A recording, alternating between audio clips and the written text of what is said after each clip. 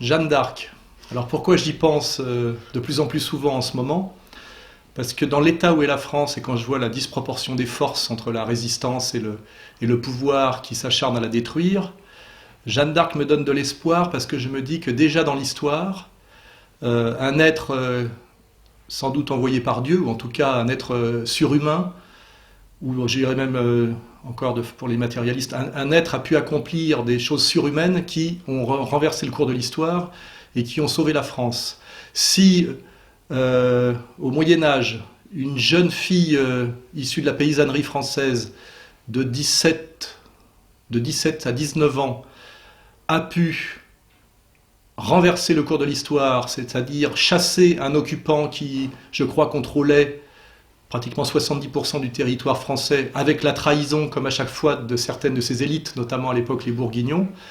Ce miracle historique, peut peut-être se reproduire.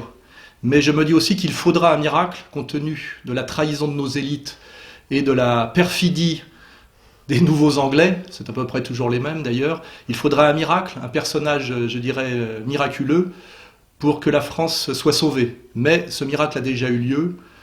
Donc quand on croit à la France, quand on croit aussi peut-être à la divine providence, on se dit que ce miracle pourrait se reproduire, et qui pourrait se reproduire d'autant plus que la situation aujourd'hui ressemble exactement à celle qui a précédé la venue de la pucelle d'Orléans. Voilà ce que je dirais sur Jeanne d'Arc, qui est une analyse, je dirais, qui pourra satisfaire les religieux comme les non-religieux. Voilà.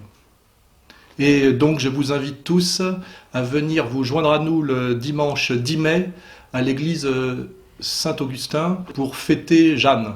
Voilà, la sauveuse de la France. Voilà. Fille de Dieu.